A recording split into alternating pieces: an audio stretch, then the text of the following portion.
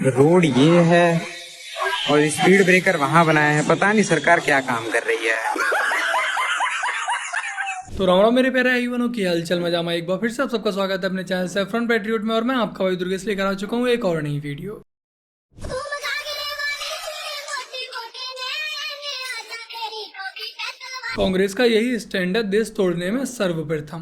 ये 5 kilo ration की जगह तिल मिलाइए नहीं, पहले पूरा बात सुनिए। तिल मिलाइए नहीं, सुनिए। 5 किलो राशन की जगह इनको फेरू एजुकेशन देना चाहिए। फेरू एजुकेशन का तो नहीं पता दीदी, बट गवर्नमेंट जो प्राइमरी स्कूलों में फ्री में एजुकेशन दे रही है उसकी नीड आपको अवश्य है। अकबर अपने जिहाद में मस्त है, एंथोनी धर्म परिवर्तन करवाने में मस्त है, लेकिन अमर को तो बस एक ही बात की चिंता है, आलू टमाटर डीजल पेट्रोल गैस सिलेंडर के दाम बढ़ने की। जय श्री राम। अमर बेचारा सदियों से यही करता हुआ आया है, उसे असल में मानसिक गुलाम बना दिया गया है इस भाईचारे का, इस सेकुलरिज्म का। देंगे। और पहले जब उनकी सरकार थी उन्होंने कहा था कि देश की संपत्ति पर पहला अधिकार मुसलमानों का है। इसका मतलब ये संपत्ति इकट्ठी करके किसको बांटेंगे? जिनके ज्यादा बच्चे हैं उनको बांटेंगे। घुसपैठियों को बांटेंगे। क्या आपकी मेहनत की कमाई का पैसा घुसपैठियों को दिया जाएगा? आपको मंजूर है? ये कांग्रेस का मैनिफेस्टो कह रहा है कि वो माताओं बहनों का सोने का हिसाब करेंगे, उसकी जड़ती करेंगे, जानकारी लेंगे और फिर उस संपत्ति को बांट देंगे। और उनको बांटेंगे जिनको मनमोहन सिंह जी की सरकार ने कहा था कि संपत्ति पर पहला अधिकार मुसलमानों का है।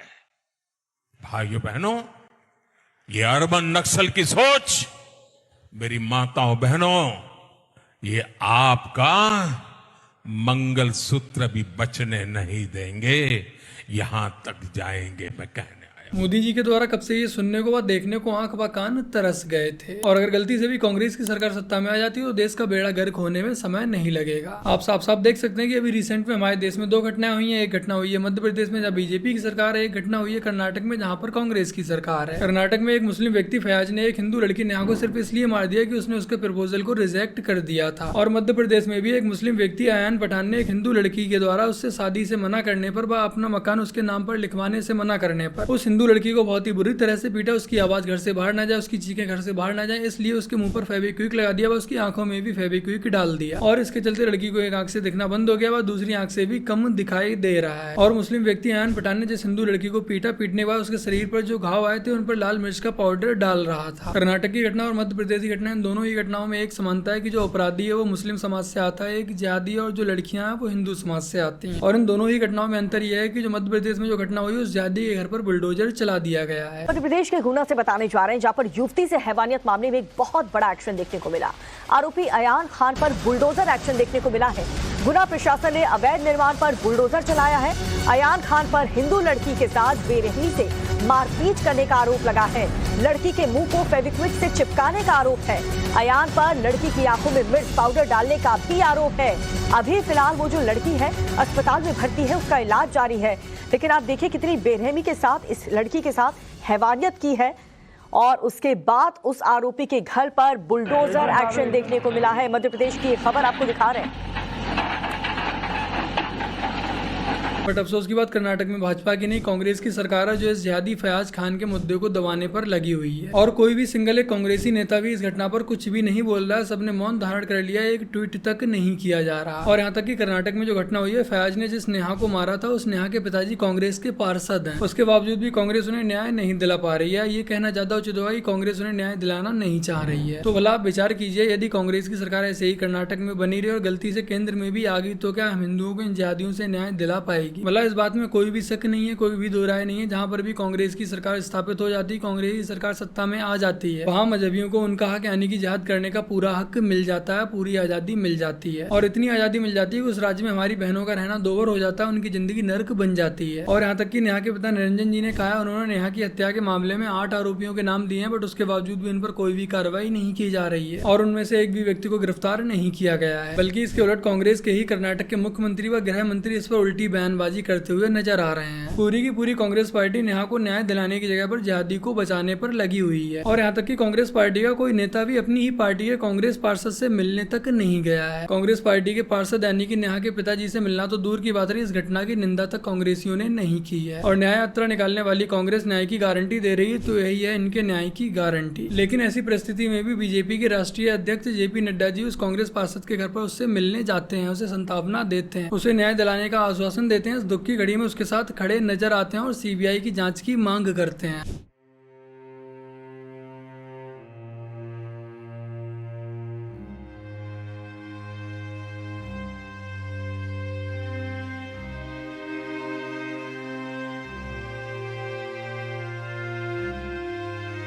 आज कांग्रेस पार्टी की मानसिकता मुस्लिम वोट बैंक के चक्कर में इतने निचले स्तर पर गिर चुकी है कि अपने ही कार्यकर्ताओं को न्याय दिलाना नहीं चाह रही है। कांग्रेस पार्टी उस जिहादियों को प्रोटेक्शन देने पर लगी हुई है, वह इसी के जरिए अपने मुस्लिम वोट बैंक को खुश करने पर लगी हुई है और ये सब करके कांग्रेस सिर्फ और सिर्फ जिहाद को ही बढ़ावा दे रही है। और ये कोई सिर्फ एक केस नहीं है, जहाँ कहीं भी कांग्रेस की सरकार सत्ता में होती है वहाँ ऐसे केस आना आम बात बन जाती है। कर्नाटक में ही एक जिहादी रफीक ने अपनी पत्नी के सामने एक हिंदू लड़की का रेप किया और उसे जबरन 5 बार नमाज पढ़ाने के लिए व इस्लाम कबूल करवाने के लिए जबरदस्ती ब्लैकमेल किया जा रहा था। यहाँ तक कि कर्नाटक में एक हिंदू व्यक्ति अपने एक मुस्लिम सहकर्मी को उसकी इच्छा के द्वारा उसके घर तक छोड़ने जाता है तो मुस्लिम भीड़ उसे रास्ते में रोककर उसकी पिटाई करने लगती है। और यहाँ तक कि जो मुस्लिम सहकर्मी होती है, जो कि खुद अपनी इच्छा से उसकी बाइक पर बैठी होती है, वो पलट जाती है और उल्टा आरोप लगा देती है कि ये मुझे छेड़ रहा था। मतलब कि जिस किसी भी राज्य में कांग्रेस की सरकार है वहाँ पर ये जाति खूब मजे से फल फूल रहे हैं। कांग्रेस पार्टी की विचारधारा, इस पार्टी की मंशा आप लोग इस बात से आसानी से समझ सकते हैं कि कर्नाटक में जैसे ही कांग्रेस की सरकार आती है मंदिरों पे 10% का टैक्स लगा दिया जाता है और इसके उलट मुस्लिमों के लिए 100 करोड़ व ईसाइयों के लिए 200 करोड़ रुपए आवंटित कर दिए जाते हैं। अब आप लोग खुद ही विचार कीजिए, अगर गलती से भी कांग्रेस की सरकार सत्ता में आ जाती है, केंद्र में आ जाती है, तब क्या ये नीतियां पूरे देश में लागू नहीं होंगी? क्या ये सब देखने के बावजूद भी आपको अभी भी लगता है कि ये कांग्रेस पार्टी हिंदुओं को न्याय दिला पाएगी? तो कृपया करके अपनी माताओं बहनों की इज्जत की रक्षा करने के लिए, देश को आगे बढ़ाने के लिए अपने वोट का उचित उपयोग अवश्य कीजिएगा। और ये गलती से ही बिल्कुल मत सोचिएगा कि बीजेपी तो 400 पार जा रही है तो हमारे एक वोट से क्या ही फर्क पड़ने वाला है। अन्यथा जैसा हाल कर्नाटक का ऐसा ही हाल पूरे देश का होने वाला है, हमारा होने वाला है, आपका होने वाला है। हाथ जोड़िए, बोलिए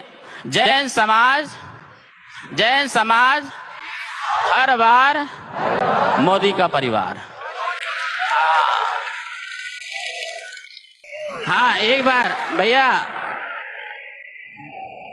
एक बार फिर से जैन समाज हर बार मोदी का परिवार। विजयी भाव आशीर्वाद। बेचारे चमचे ईवीएम का रोना धोना रोते रह जाते हैं और मोदी जी जनता के दिलों को हैक कर लेते हैं। कांग्रेस से अपना घर संभलता नहीं और चली है देश संभालने, वेल्थ रिडिस्ट्रीब्यूशन की बातें करने और न जाने कितनी बड़ी बड़ी बातें करते हैं। ये देखिए दिल्ली में उदित राज और कन्हैया कुमार का खुला विरोध उन्हीं के कार्यकर्ता कर रहे हैं। अरे जिनसे अपना घर नहीं संभलता वो देश का संभाले। इस वीडियो को जरूर देखें।